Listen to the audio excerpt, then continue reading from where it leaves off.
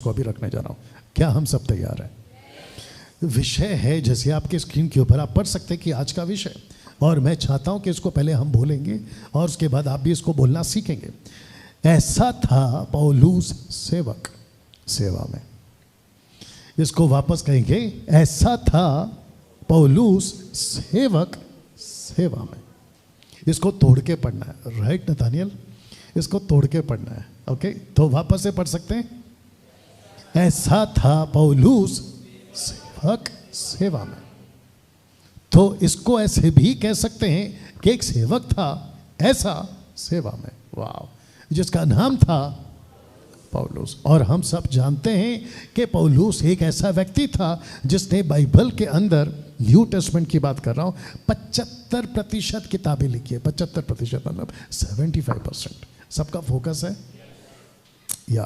तो कुछ ऐसी बातें आपके बीच में रखूंगा, और आप जानते हैं कि जब किसी व्यक्ति को मैं रखता हूं तो उसकी डिटेल में स्टडी करके रखता हूं। ओके, तो चाहते हैं कि आपका जो फोकस है वो यहाँ पर हो, और जितने फेसबुक और यूट्यूब और रिकॉर्डेड वीडियो आप देख रहे हैं, रिक्वेस्ट करते हैं आप लोग भी तैयार हो जाएं। ओके, तो विषय है, ऐसा था पौलुस सेवक सेवा में। सबसे पहले ये मैप देख लीजिए, और मैं चाहता हूं कि यहाँ पे भी अगर सबको दिख रहा होगा, ये एरो जो है अगर आप थोड़ा सा देख सकें, आपको ये जो एरो है बेथलेहम से लेकर, जिसको कहते हैं यरूशलेम में आता है बेथलेहम, यहाँ से लेके जिसको इंग्लिश में कहते हैं टार्सस या तरसीस या हिंदी में तरसीस, जिसको हम कहते हैं कि कम से कम 961 किलोमीटर यहाँ से यहाँ तक दूरी है। और साथ ही साथ आप देख सकते हैं कि ये जो चित्र है अपने आपके बीच में इसलिए रखा है ताकि आपको मैं समझा सकूं कि मैं बात किसकी कर रहा हूं ना। हम सभी जानते हैं कि जिसको हम कहते हैं, जब पृथ्वी यीशु के आने का इंतज़ार कर रही थी, या मानव जाति यीशु का आने का इंतज़ार कर रही थी, जिसको हम कहते हैं बीसी और एडी। बीसी का मतलब होता है बिफोर क्राइस्ट, एडी का मतलब होता है एनो डोमिनी, जिसका मतलब होता है ईयर ऑफ द लॉर्ड। उन दिनों में जिसको कहते हैं कि 6 सदी बीत चुकी थी, जिसको कहते हैं कि पृथ्वी पर यीशु के आने का वक्त लग चुका था, 6 सदी बीत चुकी थी, उसके वक्त में यीशु पैदा होता है बेथलेहम में। और 960 या 61 किलोमीटर दूर एक और लड़का पैदा होता है, और उसका नाम है पौलुस। पौलुस ने अपने, जिसको हम कह सकते हैं कि यीशु के जीवन काल में आमना सामना कभी नहीं किया। यीशु के मरने के बाद उसका सामना यीशु से हुआ है, और वो भी दर्शन में, अगर आपको थोड़ा बहुत याद होगा। सब लोग ठीक हैं? और साथ ही साथ जितने यहाँ पर आप लोग देख रहे हैं, तो मैं चाहता हूँ कि ये जो चित्र है आप देख सकते हैं कि उसमें मैंने कुछ लिखा है कि टू हिस्ट्री चेंजेस, जिसको हम कहते हैं कि इतिहास को बदल कर रख देने वाले 2 ऐसे चरित्र। सब लोग ठीक? सबका फोकस है? सबका फोकस है? राहत कहाँ हुई अभी? या पीछे देख लो, नहीं था, और जहाँ जगह है वहाँ पे बिठा दीजिए। ओके, तो जिसके चलते ये 2 व्यक्ति थे जिसने इतिहास को या मानव जाति के इतिहास को बदला है, जिसमें से यीशु, जिसको हम कहते हैं कि पृथ्वी पर चलता फिरता परमेश्वर, जो कि मानव रूप में इस पृथ्वी पर आया। अब क्योंकि मैंने बहुत सारा कनेक्शन आज रखा है और मुझे नहीं पता मैं कितनी देर तक और कितना मुझे वक्त लगेगा, लेकिन देखते हैं कि मैं कहाँ तक जा सकता हूँ। बस आप लोगों का थोड़ा सा फोकस हो और आप लोग बात को ध्यान से समझ सकें। ओके, तो इस व्यक्ति को जिसको कहते हैं पौलुस, मैं उसकी बात कर रहा हूँ, और विषय है, ऐसा था पौलुस सेवक सेवा में। और ये रहा इन 2 व्यक्तियों की जिन्होंने इतिहास को बदला है। एक रहता था बेथलेहम में और एक रहता था तरसस में, तरसीस हिंदी में, जैसे भी आपको समझ में आ रहा है। वाह, मैं जब इस व्यक्ति का स्टडी कर रहा था हिस्ट्री के हिसाब से, क्योंकि बाइबल में बहुत सारी बातें नहीं लिखी है, तो मैं ताज्जुब हुआ कि जिस माता पिता से इस लड़के का जन्म हुआ, जिसको कहते हैं हिंदी में पहला है उसका नाम साउल, और उसके बाद में है पौलुस, जिसको कहते हैं पॉल। इसके माता पिता को इसके जन्म से पहले 70 साल पहले रोम के लोगों ने अपने कब्जे में ले लिया था, लेकिन उसके बावजूद इसके माता पिता ने अपना जो कौम था, जिसको कहते हैं जूइश कौम, इसको कभी नहीं छोड़ा और ये लगातार परमेश्वर के साथ चलते रहे। और यही वजह है कि यीशु की नज़र इसके ऊपर पड़ी कि ये वो व्यक्ति है जिसको हम इस्तेमाल कर सकते हैं। तो अद्भुत बात है, दिमाग में बहुत कुछ आ रहा है, लेकिन मैं चाहता हूं कि आपको आगे लेकर जाऊं। तो लिखा है कि दोनों भी यहूदी थे, एक था यहूदा के गोत्र का और दूसरा था बिन्यामीन के गोत्र का, जिसको कहते हैं बेंजामिन। अब इस व्यक्ति की क्योंकि मैं बात कर रहा हूं, थोड़ा सा आपको रखूं कि यहाँ से जिसको कहते हैं सौल और जिसको कहते हैं पौल, यहाँ से इसका जो है सौल से पौल बनने का सफ़र यहाँ से तय होता है या शुरू होता है। Are you ready for this? ना एक व्यक्ति से मिलाता हूँ जिसका नाम है गमालिएल, इंग्लिश में, और हिंदी में कहते हैं गमलिएल। इस व्यक्ति के पास में, इस व्यक्ति की जिसको हम पौलुस कह रहे हैं, इसकी स्टडी हुई थी। और मैं आपको बता दूं कि वचन को पढ़ते हैं, लिखा है एक्ट चैप्टर 22 का 3 में, और ये पौलुस खुद अपने मुंह से बोल रहा है। आइए सुनते हैं इसने क्या लिखा है। लिखा है कि मैं तो यहूदी मनुष्य हूँ। आपको मैंने क्या कहा था, ये यहूदी था। ओके, लिखा है कि मैं तो यहूदी मनुष्य हूँ जो किलिकिया के तरसूस आपको अभी बताया था, तरसूस। ओके, तो ये रहता था तरसूस में मैं जन्मा, परंतु इस नगर में गमलीएल के पाँव के पास बैठकर पढ़ाया गया और बाप दादाओं के व्यवस्था की ठीक रीति पर सिखाया गया और परमेश्वर के लिए ऐसी धुन, एक साथ बोल सकते हैं धुन, जिसको इंग्लिश में लिखा है ज़ील फॉर द लॉर्ड, जिसको कहते हैं परमेश्वर के लिए पागलों की तरह प्यार करने वाला। ओके, इसको ध्यान रखना, परमेश्वर के लिए धुन लिखता है कि धुन लगाया था जैसा तुम सब आज लगाया है। तो इस व्यक्ति ने जिसका नाम है गमालिएल, ऐसी टीचिंग दी थी, लेकिन व्यवस्था की, जिसको कहते हैं, आपको याद होगा, सोच में सच होना। अगर आपको याद होगा कभी, सोच में सच होना जरूरी है। आप क्या सोचते हैं उसमें सच होना बहुत जरूरी है। मैं सोच रहा था, तो सोच, लेकिन सच कितना है? You understand? वैसे ही गमालिएल ने उसको टीचिंग तो बहुत दी, लेकिन उस व्यक्ति के पास, और ना ही यहूदा या यहूदी पौलुस के पास में कभी वो सच्चाई थी, क्योंकि सच्चाई यीशु देता है, किताबें नहीं। बाप रे ऐसी सुस्त ताली अपने पास रखो। अगर ताली बजाना है अगली बार से तो मजबूती से बजाना, ठीक है ना? तो वापस आते हैं कि प्रकाशन किताबें नहीं देता, प्रकाशन रेवलेशन यीशु देता है, और आंखें खोलने का काम किताबें नहीं, यीशु खोलता है। आमीन ना, जिसके चलते आपको अभी तक ये पता चला कि पौलुस जो था वो ऐसा था जिसके अध्ययन यहाँ पर गमालिएल के द्वारा हुए ना।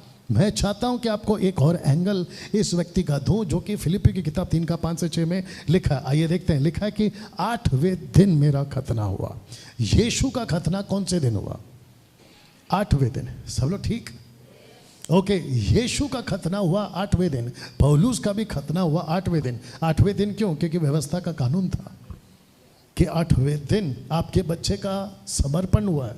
अब आप सोच के देखो, अगर आप यहूदी होते, आगे आप समझदार हैं, तो लिखा है कि 8वें दिन मेरा खतना हुआ। इज़राइल के वंश और बिन्यामीन के गोत्र का हूँ, इब्रानियों का इब्रानी हूँ, व्यवस्था के विषय में यदि कहो तो फरीसी हूँ।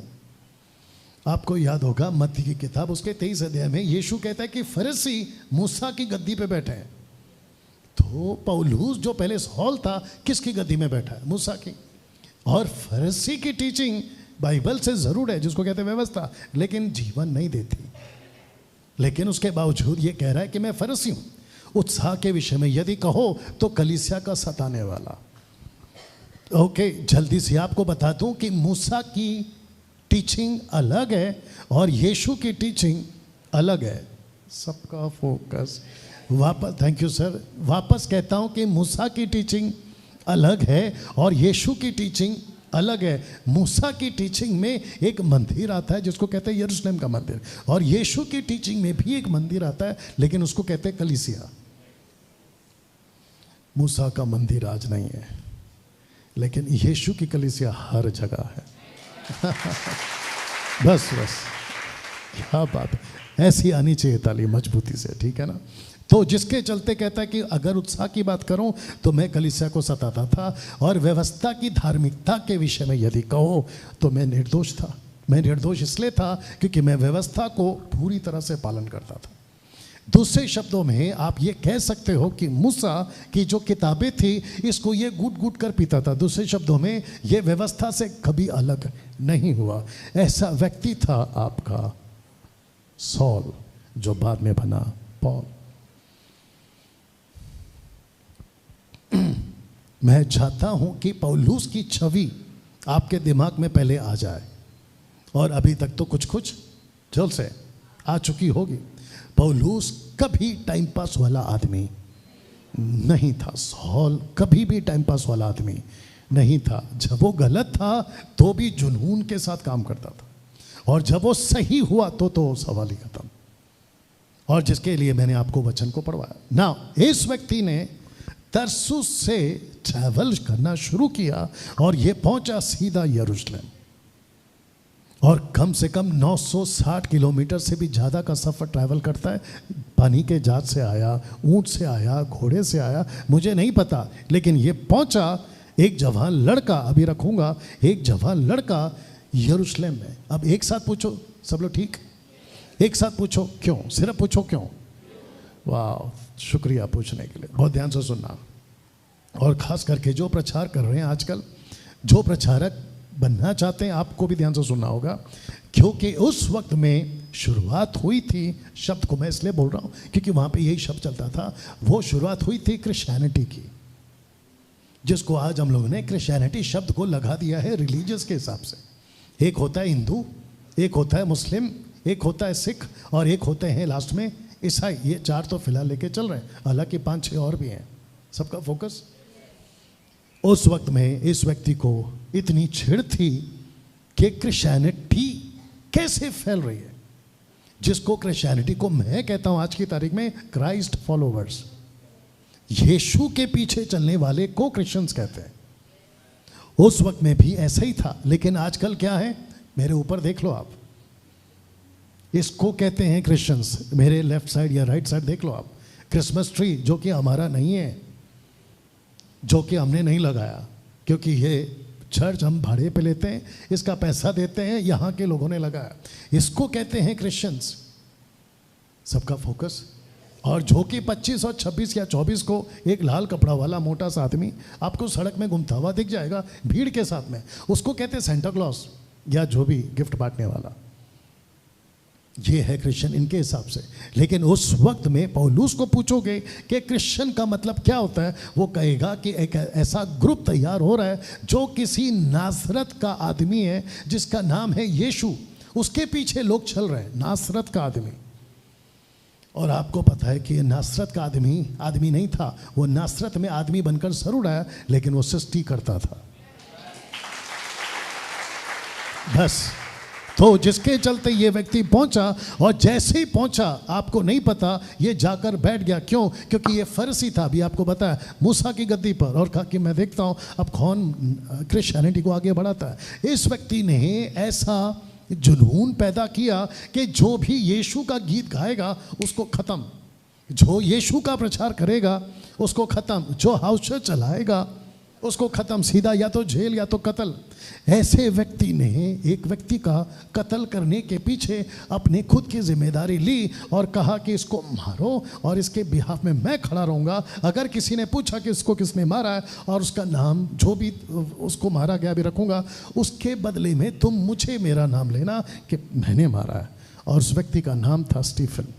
आगे रखूँगा, उस व्यक्ति का नाम है स्टीफन। ना आप देख सकते हैं एक्ट चैप्टर 9, माफ करना, एक्ट चैप्टर 8 वर्स 3 में, आइए इसको पढ़ते हैं।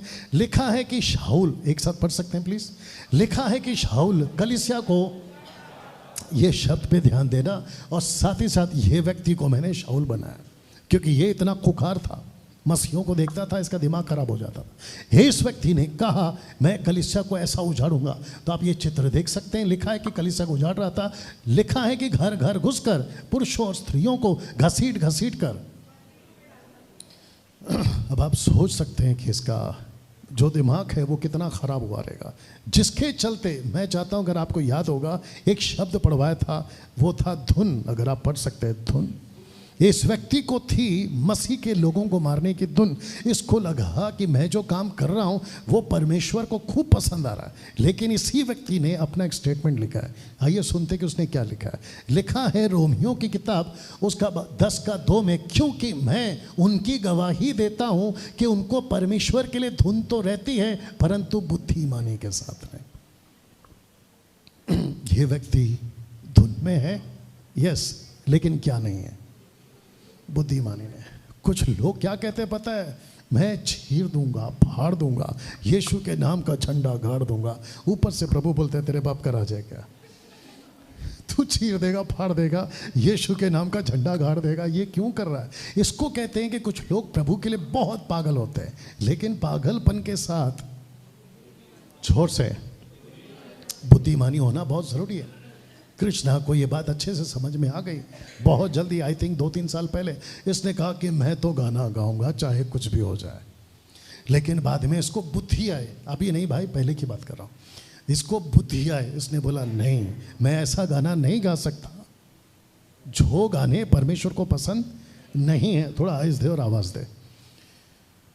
बाप रे, थोड़ा एक एग्जाम्पल आ रहा है, दे सकता हूँ? थोड़ा कम कर। यहाँ कौन कौन है जो होटल में जाके खाना खाते हैं? होटल में, रेस्टोरेंट्स में, होटल्स में खाना खाते हैं आप लोग? बाकी लोग नहीं खाते? खिलाओ इनको, थोड़ा कम कर।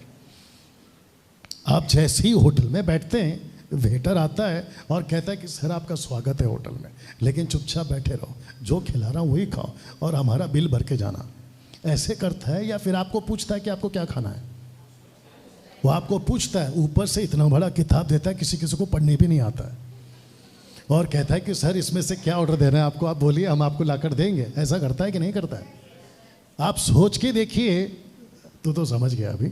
आप सोच के देखिए वर्शिपर्स आजकल क्या होते हैं, यहाँ खड़े होते हैं और ऊपर से परमेश्वर को बोलते हैं पहले तो आपका स्वागत है। परमेश्वर बोलता है बेटा स्वागत तो तेरा है, तू मेरी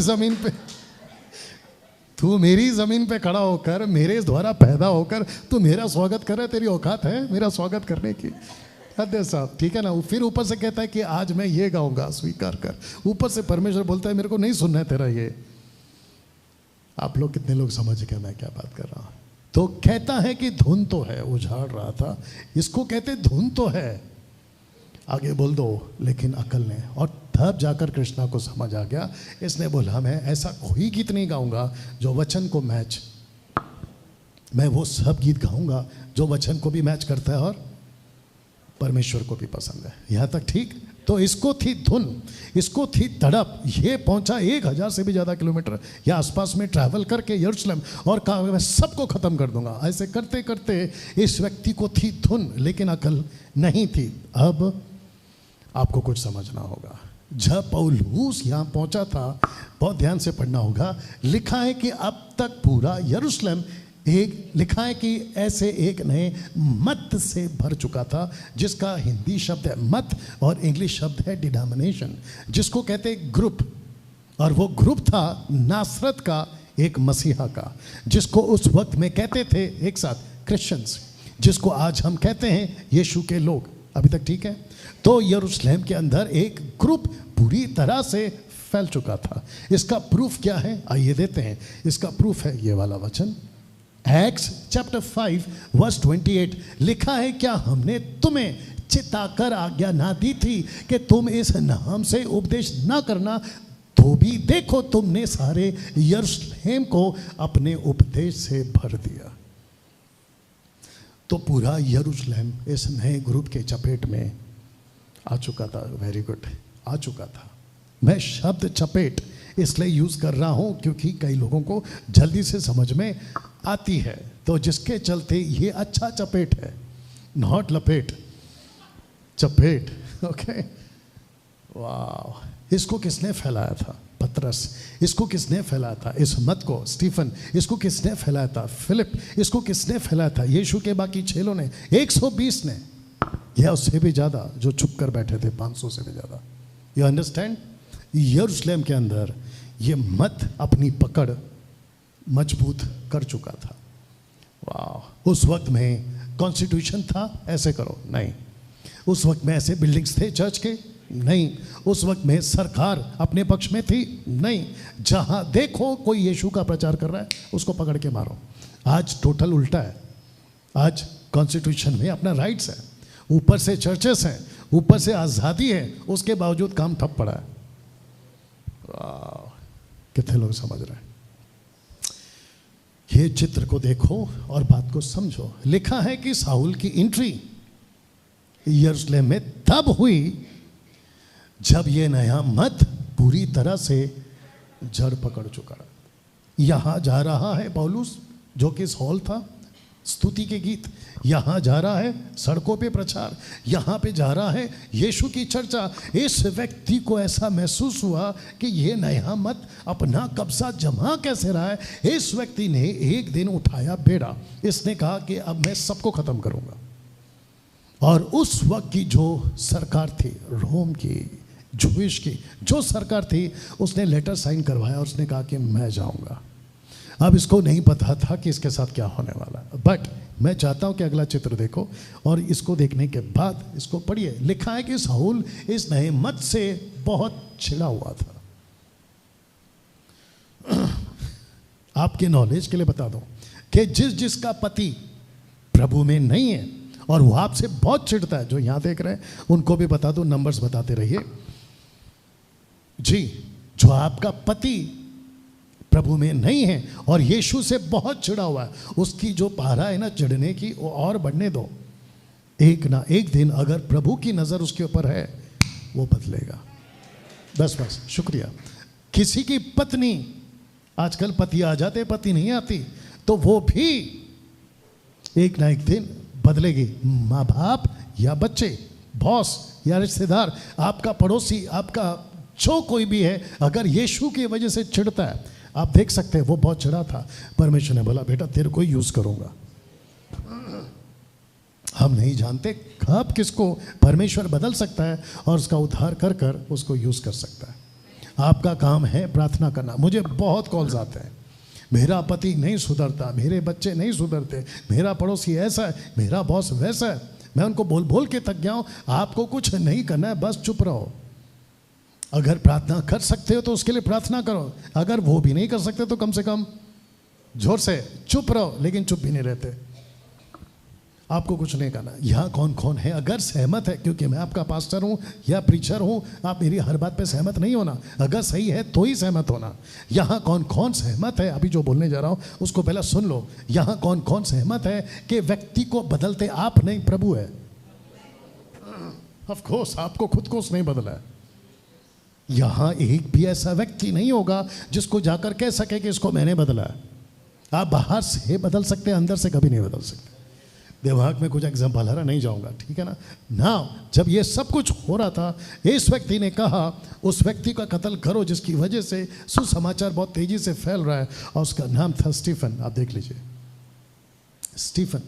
यहाँ पे साउल कहाँ पर है, मैंने साथ में नाम भी रखा है, आप अगर देख सकते हैं। यहाँ पे साउल कहाँ पर है, ये इसके कपड़े, ये वो साउल है, आपको दिख रहा है। इस व्यक्ति ने कहा इसका कत्ल करो, मैं लेता हूं जिम्मेदारी। अब आज इसको लगा कि स्टीफन को मार देंगे तो खेल खत्म, लेकिन उसको थोड़ी पता है कि अगर एक खटमल मरता है, आगे का आपको जल्दी से बोलना था, 100 खटमल पैदा होते हैं। अगर एक लीडर मरता है तो परमेश्वर दूसरा लीडर तैयार कर सकता है। अच्छा, किसी को लगता है कि इसको खत्म करो, जिसको कहते हैं ना रहेगी बांस, ऐसा बाहर कहावत चलता है, लेकिन प्रभु के नज़र में नहीं। आप किसी को ख़त्म कर सकते हो। प्रभु बोला बेटा ठीक है, मैं दूसरा तैयार करूँगा। वाह।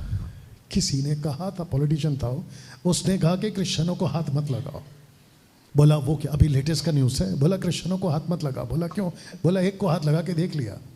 बोला किसको? बोला नासरत का यीशु को। बोला वो क्या हो गया? बोला मार के देख लिया तुमने, फिर जिंदा हो गया।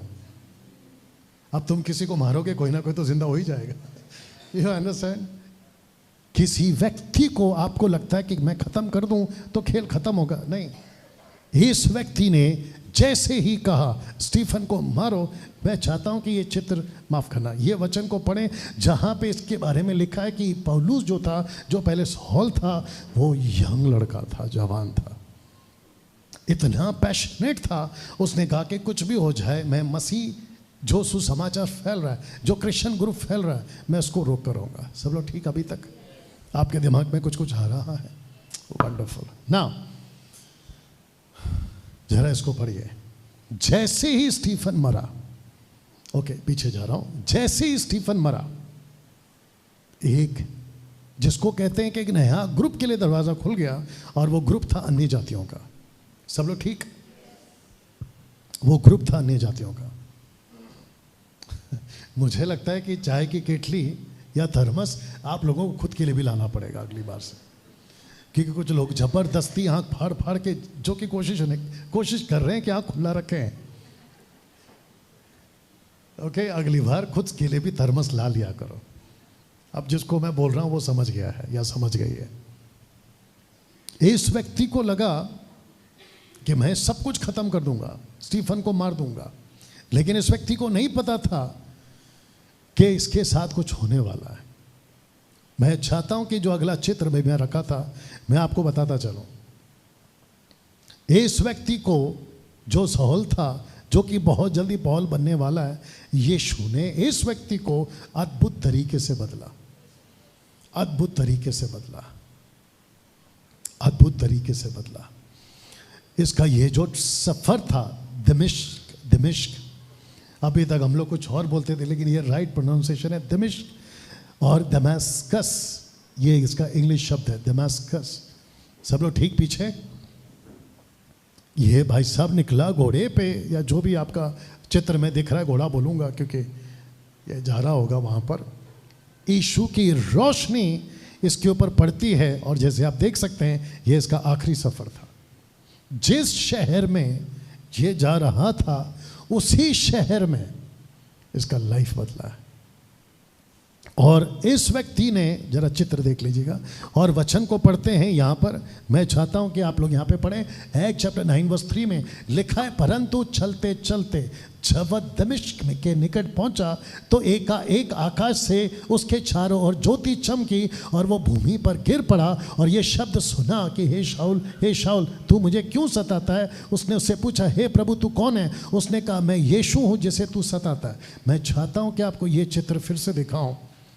स्टीफन की जब मौत हो रही थी, सब लोग ठीक? पीछे या देख लो क्या है।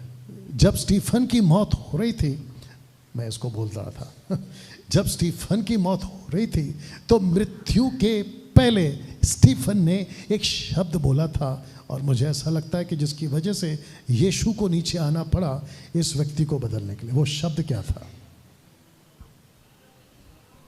किसने कहा?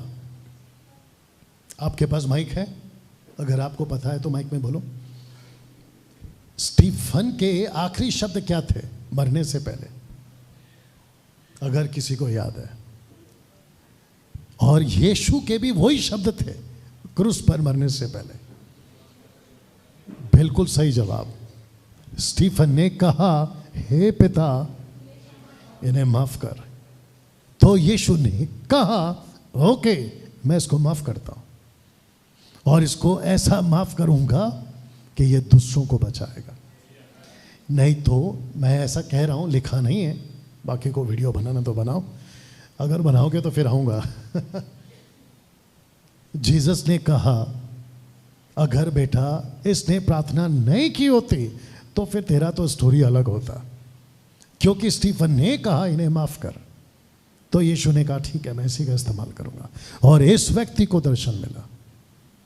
और यीशु क्या कहते हैं कि पौलुस या शाऊल जिसको तू सता रहा है वो मैं हूं। आपको जो यीशु के वजह से सताते हैं वो किसको सताते हैं? एक्चुअली यीशु को। तो यीशु आपके बिहाफ में बदला लेगा, आपको नहीं लेना है। आपका बॉस हो, आपका पति हो, पत्नी हो, रिश्तेदार हो, पड़ोसी हो, आपका जो भी हो। यहां तक ठीक? ओके, एक प्रश्न और पूछूंगा, थोड़ा सा देखते हैं आपका दिमाग कितना चलता है।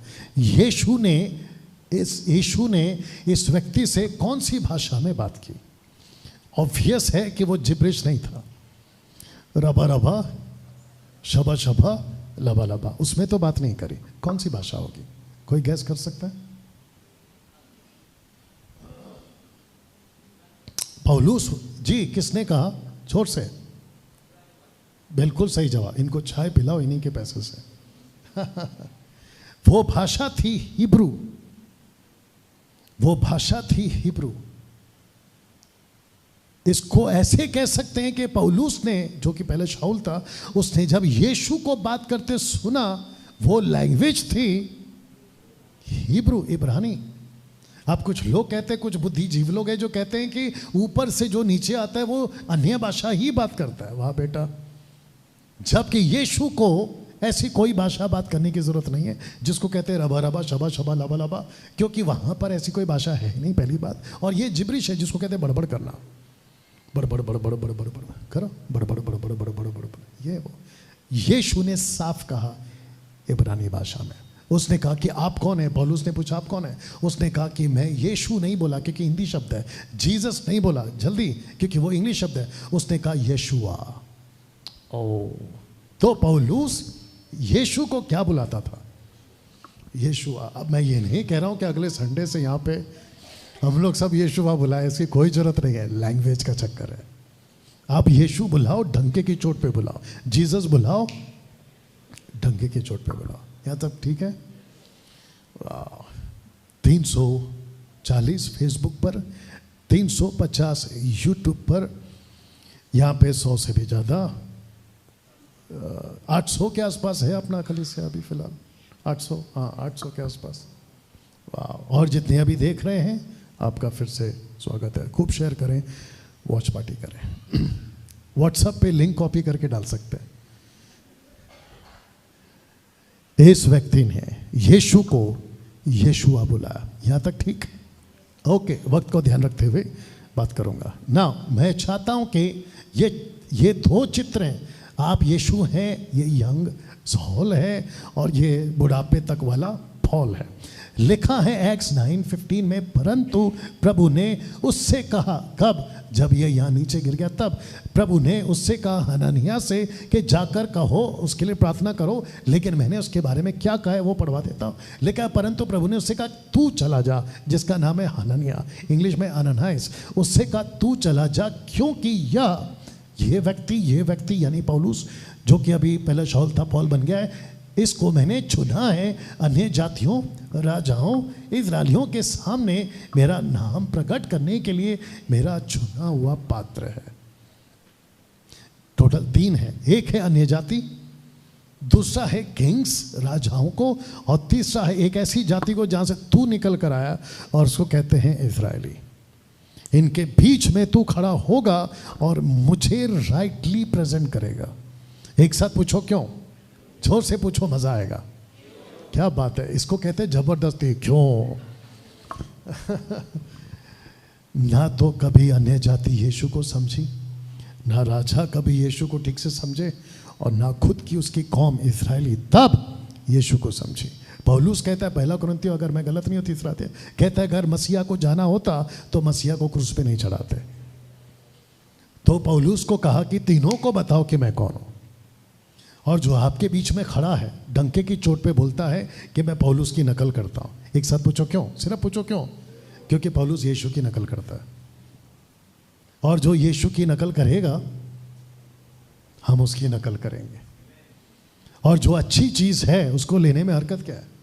तो मैं जब यहाँ पे खड़ा हूँ तो मैं इस व्यक्ति को इतना पसंद करता हूँ कि मैं आपको क्या बताऊँ, क्योंकि 2014 से मुझे इसी ने बदला है।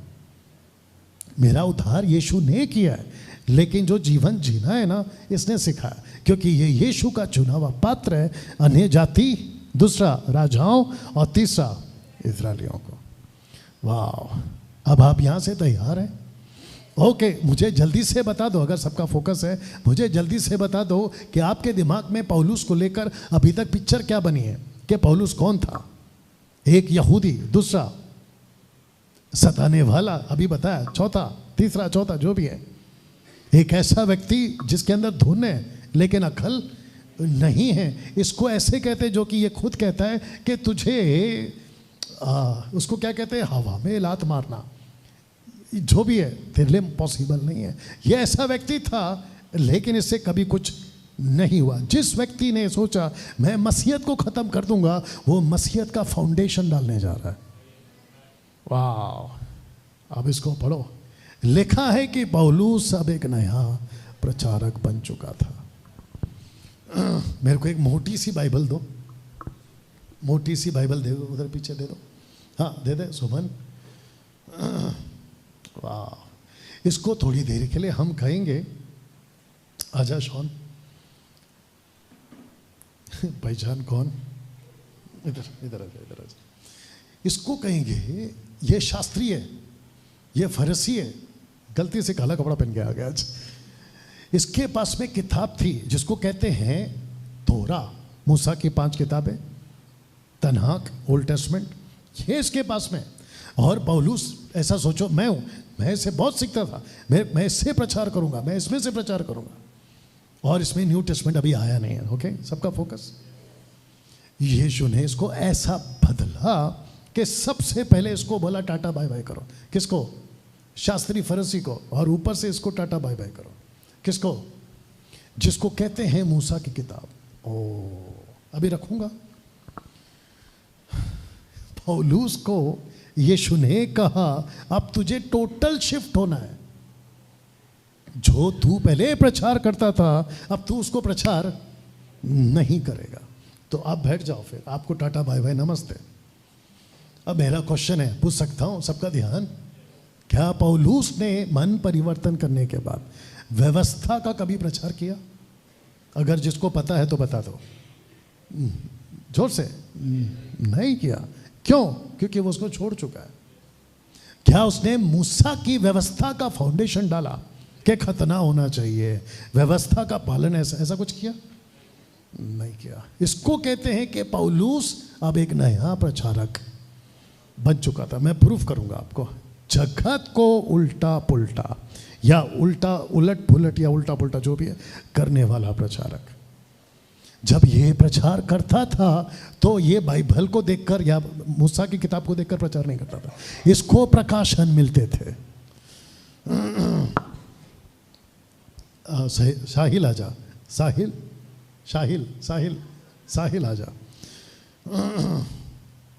थोड़ा दूर खड़ा रहे। ये है अन्य जाति, बहुत ध्यान से सुनना, अगर सही हो तो साथ देना।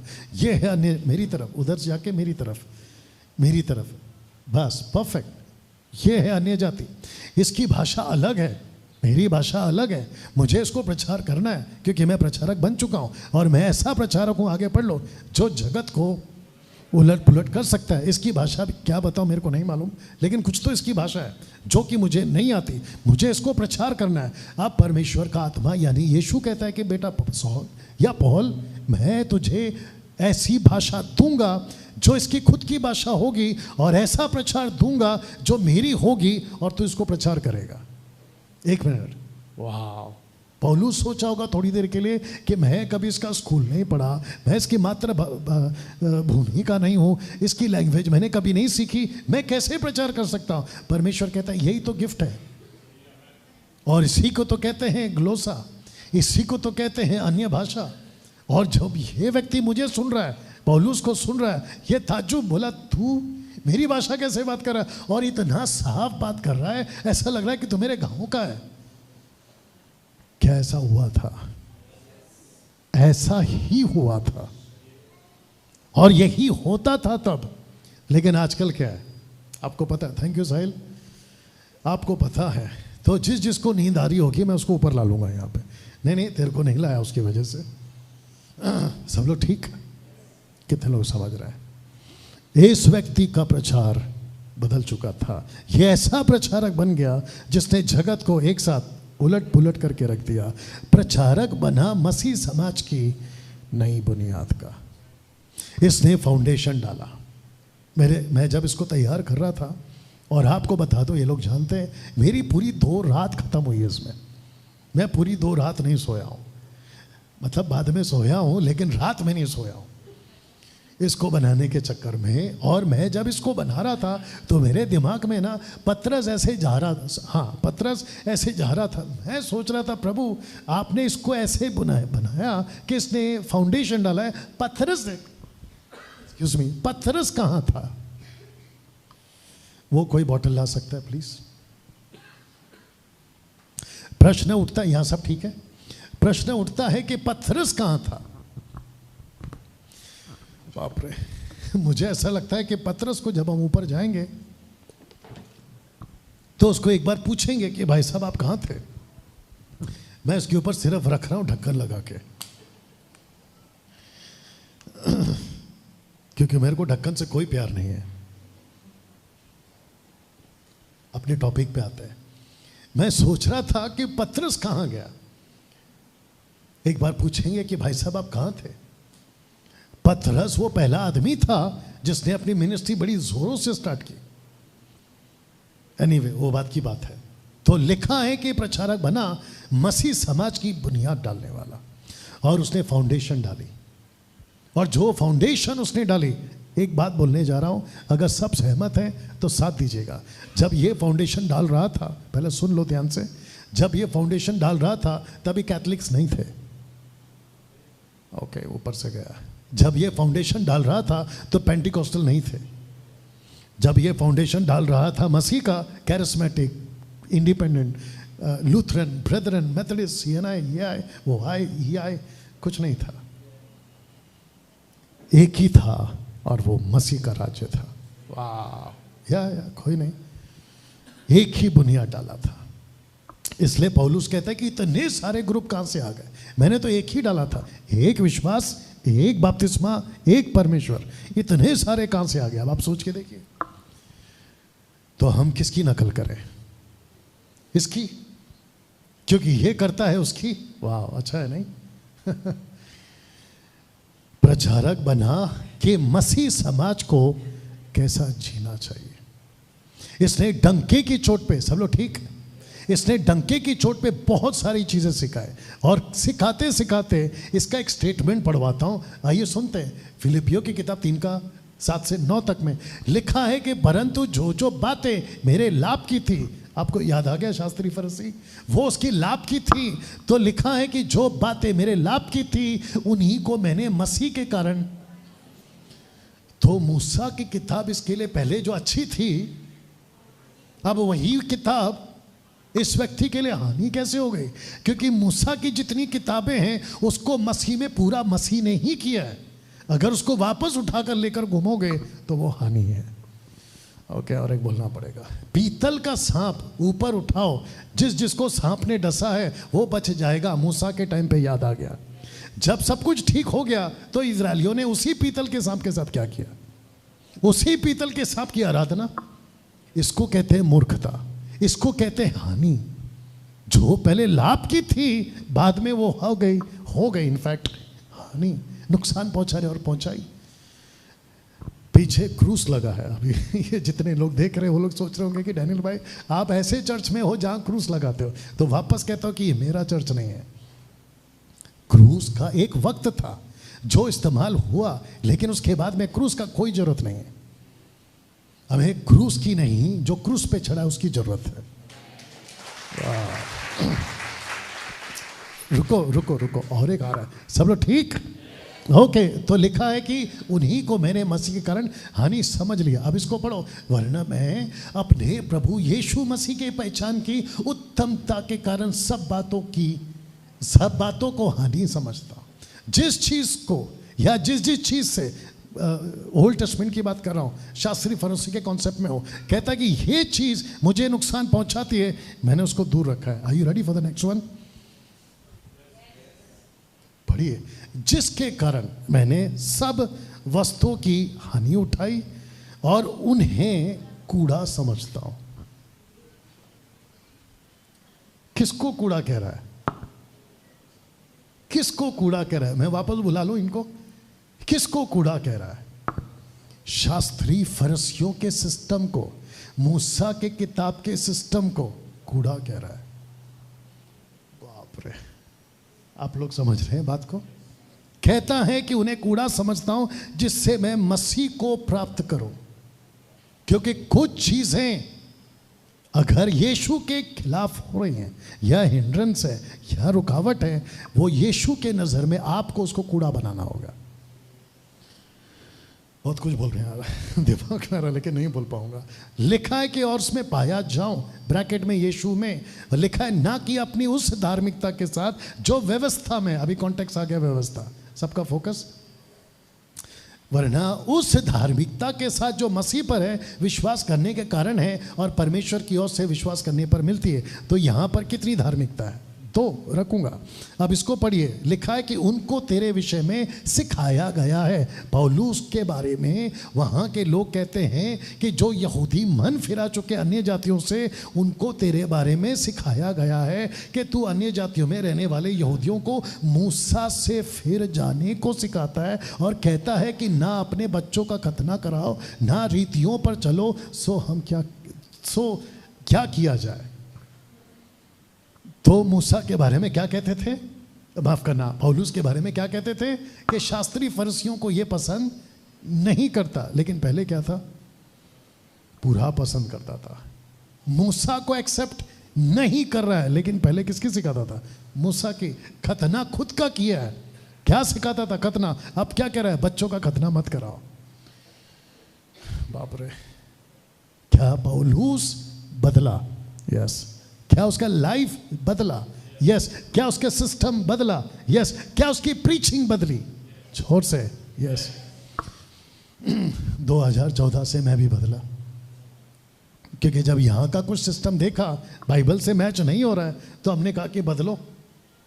और यही वजह है कि हमने वर्शिप के गीत भी बदले। वाह, यहाँ तक ठीक? ओके, तो मैंने क्या पूछा था? कितना धार्मिकता है? दो। आपके बीच में इसको रख रहा है। अब इसको समझिए। पहला लिखा है कि दो तरह की धार्मिकता है। एक है उसकी उस धार्मिकता के साथ जो व्यवस्था से आती है, और दूसरा है उस धार्मिकता के अनुसार जो मसीह से आती है। एक तरफ है गमालियल या गमलियल और दूसरी तरफ है यीशु। पौलुस को किसने कहा कि व्यवस्था ही सही है? उसका नाम जोर से गमलियल। किसने कहा कि वो धार्मिकता गलत है और ये धार्मिकता सही है? यीशु ने। ओ सॉरी, यीशु ने। तो पौलुस ने किसको चुना? जोर से, यीशु की धार्मिकता को। आपको किसको चुनना है? ना कि संस्था की। और यही फर्क अगर जिस चर्च में आ गया, खेल खत्म। यहां तक ठीक? ओके। यीशु ने पौल को जो सबसे पहली बात सिखाई, are you ready for this? और वो था निडर होकर बोलना। जब तुझे सत्य पता चले, सबका ध्यान, जब तुझे सत्य पता चले, एक बार उठा के दिखा दो कोई भी एक कैमरा, इसको उठा के दिखा दे और इसको उठा के दिखा दे। ऐसा, पहला तू खुद उठ जा। आप लोग अपना हाथ ऐसे कर लीजिए प्लीज। वाह जी, वाह। कुछ लोग हाथ ऐसे दिखा रहे जैसे टाटा बाय बाय करते ना ट्रेन के पास में, गाड़ी छूट जाती। इस व्यक्ति को सबसे पहली चीज जो सिखाया, वॉइस चेक कर लेना बाद में, वो ये थी कि निडर होकर बोलना। Are you ready for this? मैं वचन के साथ बात करने जा रहा हूं। जब आपको भी सत्य पता चलता है तो आपको निडर होकर बोलना है। निडर का मतलब क्या है? एक साथ बोलो, बिंदास। हाँ, लेकिन उसमें बुद्धि भी चाहिए। आज आपने सीखा, बोला डैनियल भाई ने कहा बिंदास बात करो, जो सड़क में मिल रहा है कॉलर पकड़ा सुन, ये नहीं बोल रहा हूं मैं आपको। या बुद्धि भी इस्तेमाल करना। वचन को पढ़ते, आइए सुनते हैं चैप्टर 18 वर्स 9। आइए सुनते क्या लिखा है। लिखा है कि प्रभु ने रात को दर्शन के द्वारा पौलुस से कहा, मत डर, वरन कहे जा और चुप मत रहे। दूसरा 28 का 31, जो उसके पास आते थे उन सब से मिलता रहा, बिना रोक टोक बहुत निडर होकर परमेश्वर के राज्य का प्रचार करता, प्रभु यीशु मसीह की बातें सिखाता रहा। दूसरा कुरिन्थियों 10 का 10, क्योंकि कहते हैं कि उसकी पत्रियां तो गंभीर हैं। जब पौलुस लेटर लिखता था तो कहते हैं इसकी लेटर्स बहुत गंभीर है। डैनियल राज की वीडियोस, यही तो चल रहा है मार्केट में, लेकिन यही इसी से तो सीखा है हमने। यहां तक ठीक? ओके। पौलुस या पॉल मसीह की धार्मिकता को लेकर बहुत स्ट्रिक्ट था। स्पेलिंग ठीक है ना? स्ट्रिक्ट था। एक साथ जोर से बोलो, स्ट्रिक्ट था, सख्त। अच्छा, हिंदी में बोलो, सख्त। मैं रखूंगा अभी उसको थोड़ी देर में, वक्त का ध्यान रखते हुए। पौलुस हंसता था जैसे हम लोग। पौलुस आदमी था, आपको पहले बता दो। क्या पौलुस हंसता था? हंसता होगा, कैंसल, हंसता होगा, ऑफ कोर्स हंसता होगा।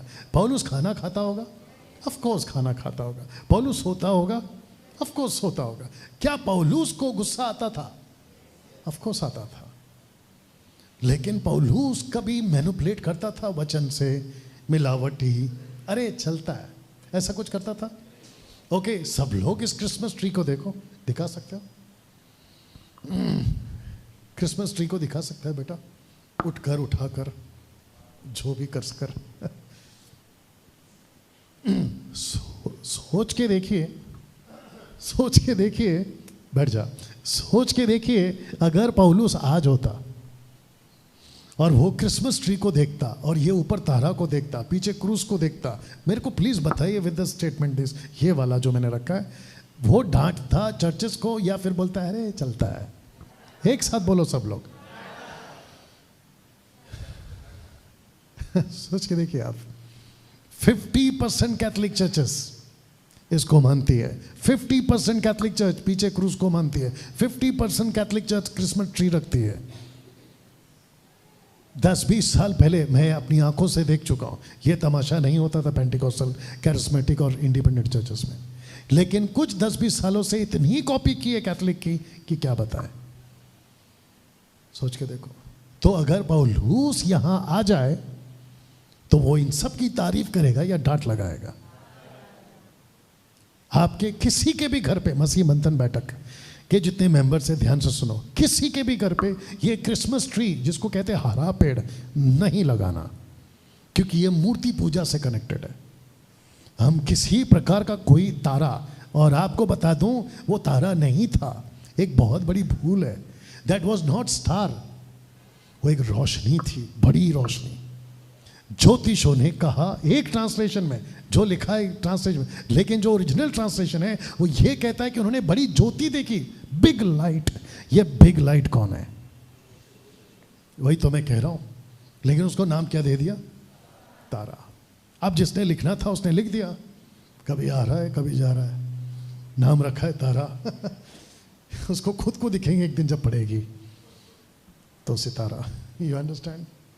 कितने लोग समझ रहे हैं मैं क्या बात कर रहा? तो पौलुस स्ट्रिक्ट था ना। मैं चाहता हूं कि ये वचन को पढ़ें और इसके ऊपर ध्यान दें। लिखा है गलातियों 2:11, एक साथ पढ़ेंगे, और ये स्टेटमेंट किसका मैं आपको बताता हूं, और किसको कहा वो भी बताता हूं, ठीक है ना? लिखा है कि पर जब कैफा, ये कैफा कौन है? पतरस। लिखा है कि जब कैफा अंताकिया में आया तो मैंने, ये मैं कौन है? पौलुस कहता है कि मैंने उसके मुंह पर उसका सामना किया क्योंकि वह दोषी ठहरा था। तो क्या पौलुस स्ट्रिक्ट था? डांट किसको लगा रहा है? अपने पुराने लीडर को, जिसका नाम है पतरस। अब आप सोच के देखो, यहां पे चलती है सीनियर टाइप वाली बात। पतरस उसको बोल सकता था, बच्चे तो अभी अभी आया है, मैं यहां पहले से हूं, तू यीशु के साथ में खाया पिया, मैं खाया पिया, यीशु के साथ में पानी पे चला, मैं चला, यीशु के साथ में एक साथ घर पर रहा, मैं रहा, तू तो उसको दर्शन में मिला, मैं तो आमने सामने 3.5 साल, तू मेरे को सिखाएगा? पतरस बोला, पौलुस बोला, माफ करना, पौलुस ने बोला वो सब आज में रख, लेकिन तू गलत है। वाह!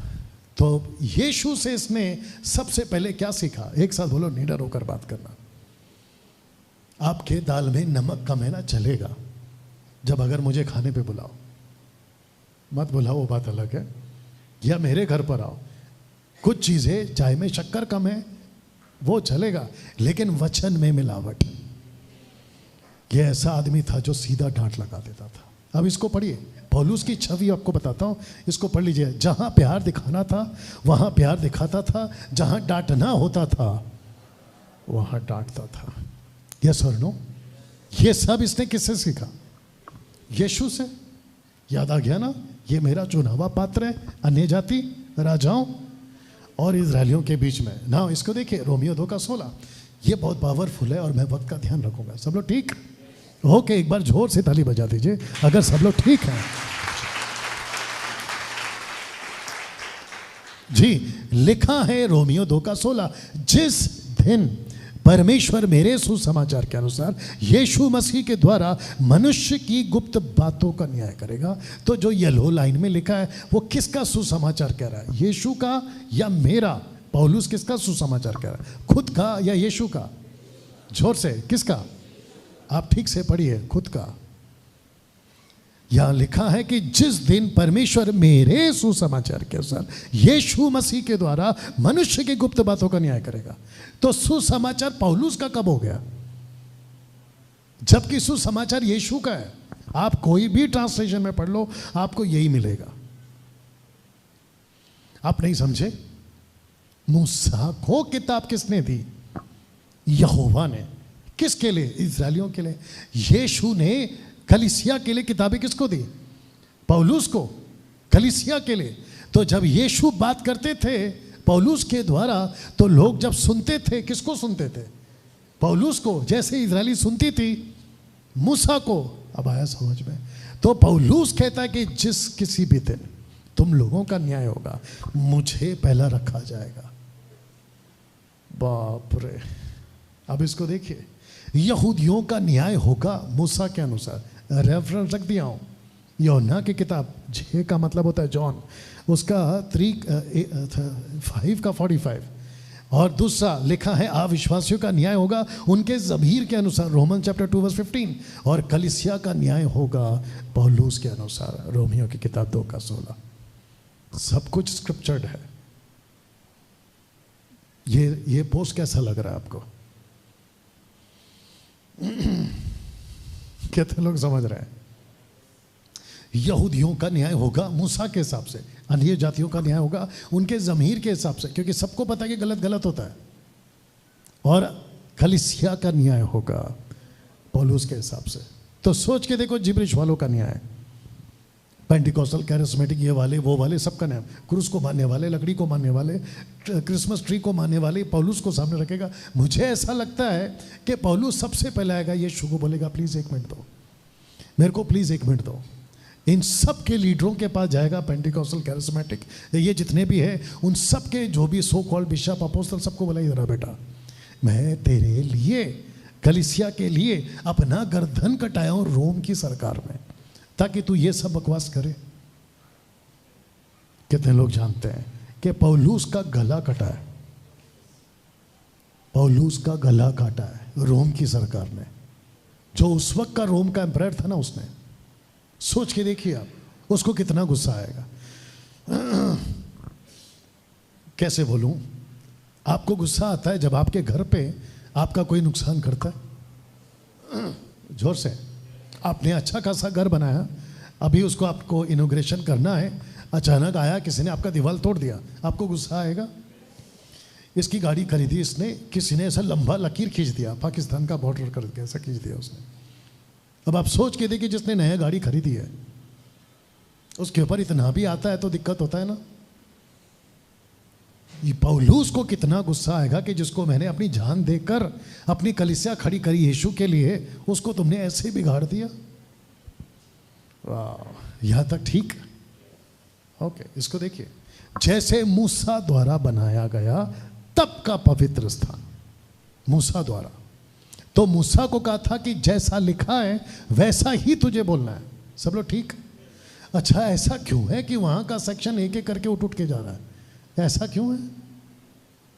अच्छा, सब एक ही पार्टी के लोग हैं? ओके, जो भी है। सब लोग ठीक? इस जगह पर किसी प्रकार का कोई भी लापरवाही की गुंजाइश नहीं है।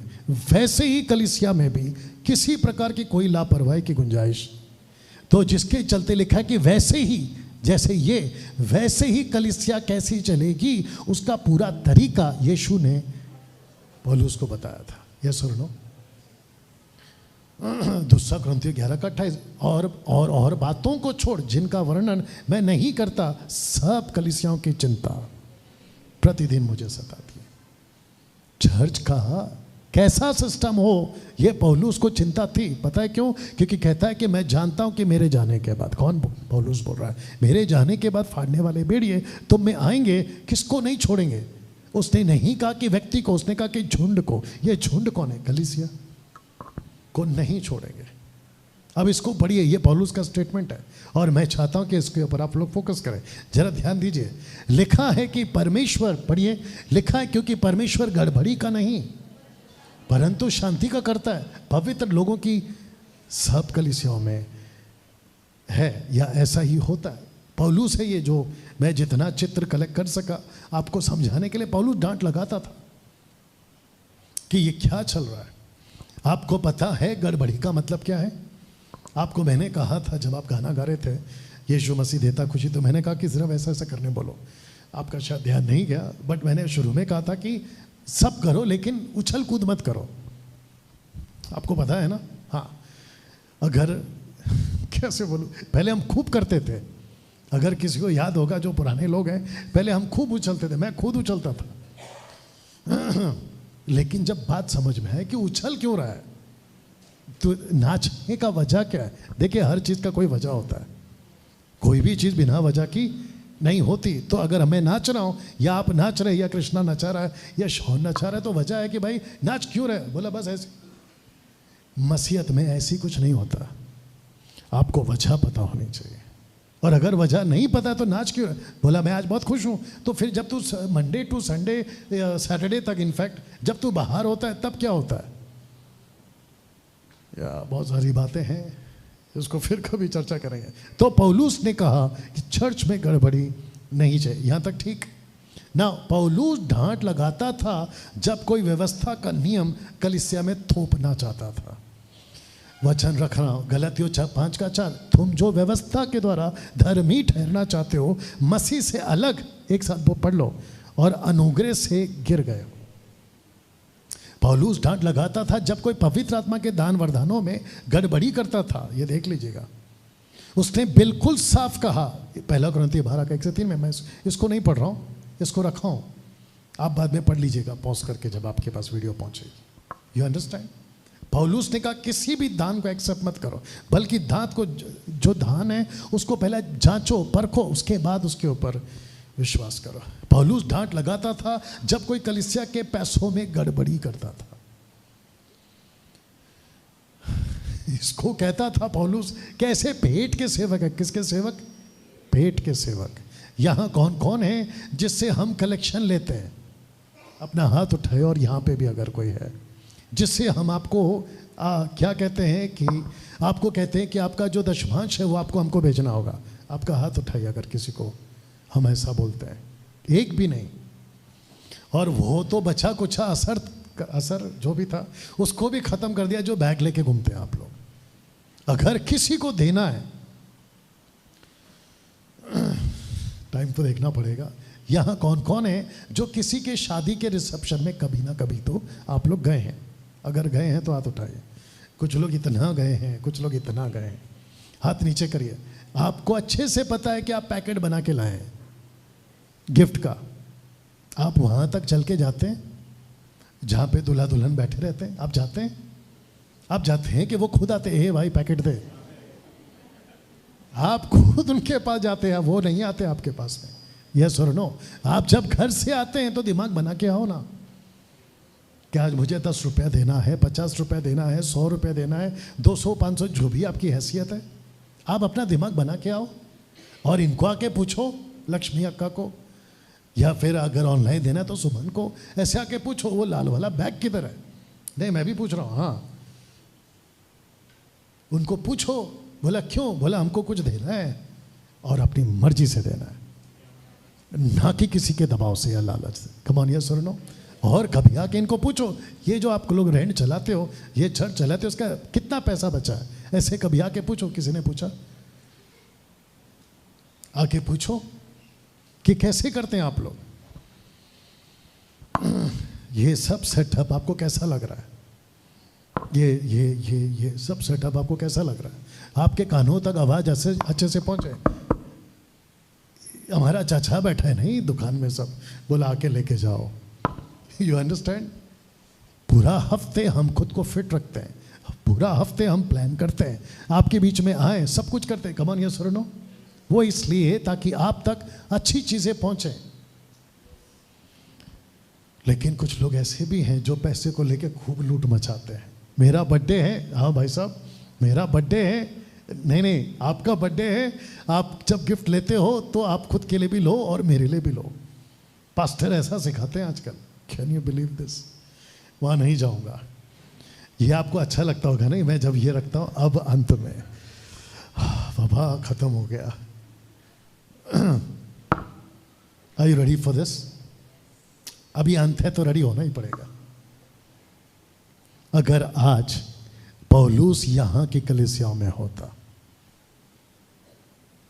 21वीं सदी की कलीसियाओं में पौलुस की शिक्षाएं कहां तक मेल खाती है, इसको एक बार देखते हैं और फिर खत्म करते हैं। ओके, सबसे पहले 21वीं सदी की कलीसिया में अगर यहूदीवाद चल रहा है तो वो शिक्षा पौलुस की नहीं है। 21वीं सदी की कलीसिया में अगर दशमांश लिया जा रहा है तो वो शिक्षा पौलुस की नहीं है। 21वीं सदी की कलीसिया में अगर जिब्रिश बोला जा रहा है तो वो शिक्षा पौलुस की नहीं है, क्योंकि पौलुस ने कभी रबा रबा शबा शबा लबा लबा तेरी आंखों का जादू नहीं बोला। You understand? विचित्र लोग हैं भाई, मैं आपको क्या बताऊं। लबा लबा लबा लबा, आपको समझ में आ गया होगा कौन बोलता है। मेरे हाथ में, मेरे पास में किसी ने क्लिप भेजा, बोला सुनील शेट्टी उनकी शोभा यात्रा क्या कुछ बोलते हैं वो लोग, बोला उसमें आया। वाह, कौन सा बड़ा तीर मार लिया। राखी सावंत, विचित्र वीडियो जब मैंने देखा मेरा इतना दिमाग खराब हुआ। मैं बोला क्या करूं अभी। सोच के देखिए अगर पौलुस आज की कलीसिया में होता,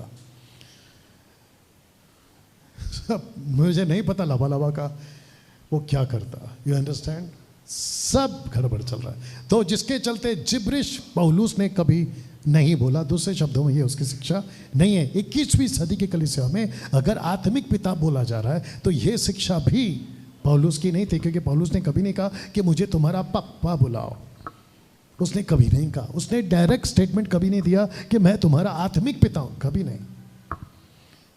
21वीं सदी की कलीसिया में अगर लेइंग हैंड्स, जिसको कहते हैं कि हाथ रखो ठपाक, हाथ रखो ठपाक, यहां किस किस को प्रार्थना की जरूरत है? मैं आपके ऊपर अपना हाथ रखना चाहता हूं, कितने लोग आगे आएंगे? एक भी नहीं आएगा। और यहां पे भी वही है सिस्टम, एक भी नहीं आएगा। आपको पता है क्यों? क्योंकि वो सीख चुके हैं कि अगर किसी का हाथ अपने सर पे होना चाहिए तो वो एक बाप का है जिसका नाम यीशु है, चचा का नहीं। और वो यहां तक तो ठीक है, चचा लोग हाथ रखने का पैसा तक ले रहे हैं। चचा, आप समझ गए चचा कौन कौन है आजकल? बोला पास्टर जी हाथ रखो, अपोस्तल जी हाथ रखो, पापा जी हाथ रखो। बाप रे, वो शिक्षा या ये शिक्षा है पौलुस की नहीं है। 21वीं सदी के कलीसिया में अगर प्रार्थना के नाम पे पैसा मांगा जा रहा है, ये भी शिक्षा पौलुस की नहीं है। 21वीं सदी की कलीसिया में अगर प्रार्थना के नाम पर तेल पानी बेचा जा रहा है, तेल पानी बेचा जा रहा है, वाह, ये शिक्षा भी पौलुस की नहीं है। 21वीं सदी की कलीसिया में अगर सेवक अपने पैर छूने को कह रहा है, छुलवाने को कह रहा है या छूने को कह रहा है कि आओ मेरे पैर छुए, पैर से याद आया, यह आंकड़ा है। यहाँ जितने देख रहे हैं इनमें से कुछ लोग ऐसे भी, मेरा शूज दिख रहा है उसमें, जरा दिखाओ, उसका भी दिखाओ। कहते हैं कि आप प्रीच करते वक्त में जूता पहनकर कैसे प्रचार कर सकते हैं? अगर किसी को यहाँ पे ये क्वेश्चन है तो मैं उसका जवाब देना चाहता हूँ। और एक संडे अगले साल ऐसा रखेंगे कि आप में से आप लोग चिट्ठी बना के लाओ क्वेश्चंस का, और यहाँ पे किसी को रखेंगे आपके बिहाफ में, वो चिट्ठी पढ़ेगा क्वेश्चन का और मैं उसका आंसर करूँगा। ओके, लेकिन अभी पूछ रहा हूँ, किसी को दिक्कत है अगर हम यहाँ पे जूता पहन के प्रीच कर रहे हैं? ये देखो जूता पहन के, ठीक है, मैं जानता हूँ कि आप हाथ नहीं उठाओगे, लेकिन अंदर उठा लिए होंगे। सब ठीक है, अंदर पूछ रहे होंगे कि यस जूता पहन के क्यों? क्योंकि ये तो चर्च है। अच्छा ठीक है, ये चर्च है, लेकिन आपको किसने कहा कि ये जगह पवित्र है? पवित्र तो परमेश्वर होता है ना, जगह कब से पवित्र होने लगी? और अगर जगह पवित्र है तो फिर हम तो उनके जैसे हैं जो पत्थरों को पूजते हैं। ना तो ये टेबल पवित्र है, ना तो ये माइक पवित्र है, ना ये जगह पवित्र है, और ना पीछे जो क्रूस लटका है वो पवित्र है। पवित्र एक ही है और वो परमेश्वर होता है।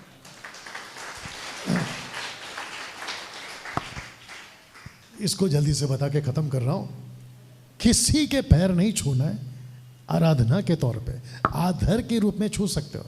माँ का, बाप का, क्या है, माँ बाप का, चाचा का, ससुर का और जो भी होते उनका, लेकिन पास्टर का पैर क्यों छूते हो भाई?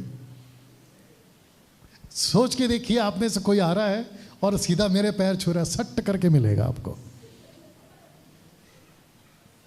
और मेरे पैर छूने से आपको मिलता क्या है? बोला नहीं, आदर कर रहे हैं। आदर कर रहे हैं तो मैं तेरा लगता क्या हूं? बोला नहीं, आप गुरु है। अरे गुरु एक ही है। बोला पास्टर है। मैं पास्टर नहीं हूं, पास्टर का काम कर रहा हूं। फिर बचा क्या? कुछ नहीं, सब कुछ वो है। वाह, सही।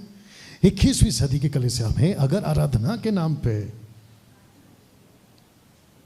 ये शिक्षा भी पौलुस की नहीं। पौलुस को मैं बहुत बारीकी स्टडी करता हूं। पौलुस ने कभी नहीं कहा कि कूदो नाचो, नहीं बोला उसने।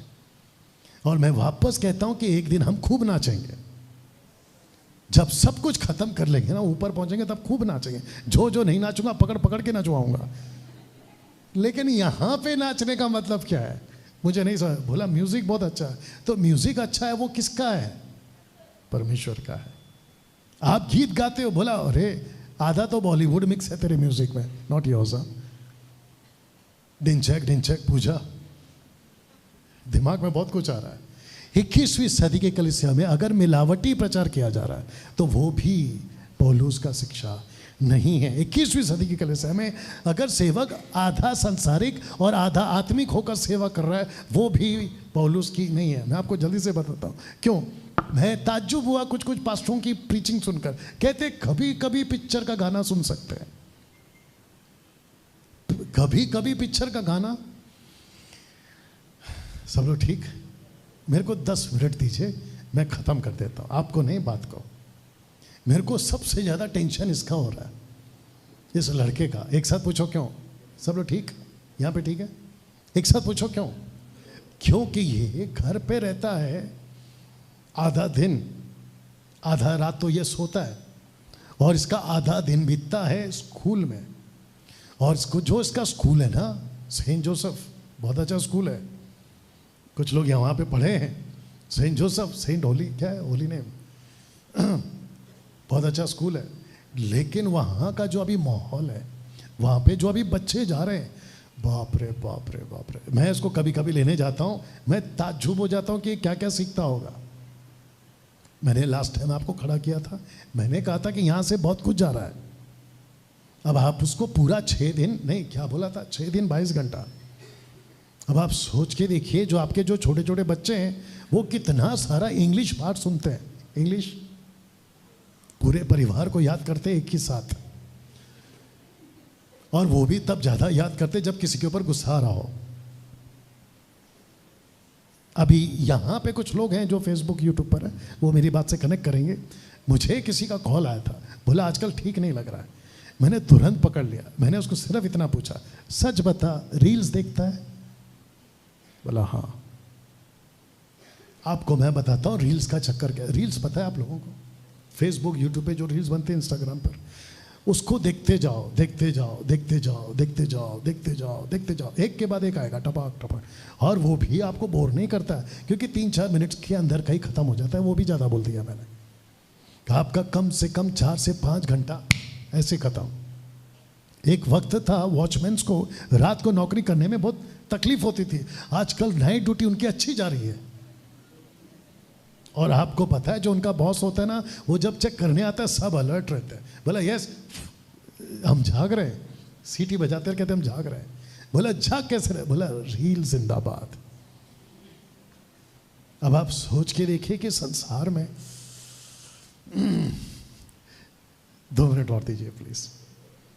मैं चाहता हूं कि आप में से मुझे प्लीज कोई हेल्प करो, परमेश्वर को लाके खड़ा करो और एक तरफ बिग बॉस चलाओ। परमेश्वर बिग बॉस को देखकर क्या बोलेगा? नंबर 1, रियलिटी शोज को चलाओ, परमेश्वर को रखो एक तरफ। परमेश्वर क्या बोलेगा? ओके, सब छोड़ो। एक कुत्ते के सामने, सुमन का कुत्ते की बात करते हैं, रस्की उसका कुत्ते का नाम है, रस्की कुत्ते का नाम है। कुत्ते के सामने बिग बॉस चलाओ, कुत्ता क्या करेगा? अंदर से कुत्ता बोल रहा होगा ये मेरे किसी काम का नहीं है। एक कैरेक्टर का नाम लो, बिग बॉस में से कोई कैरेक्टर का नाम लो। बिग बॉस के अंदर जो कैरेक्टर्स है उसमें से किसी का नाम लो। इसका कुत्ता क्या बोलेगा मालूम है? वो जाने, उसका नौरा जाने, और जो बिग बॉस चला रहा है वो जाने। ये बिग बॉस मेरे किसी काम का नहीं है। कुत्ता देखेगा ऐ करके सो जाएगा, परमेश्वर बोलेगा ये क्या कचरा दिखा रहा है मेरे को। You understand? दिमाग में बहुत कुछ आ रहा है।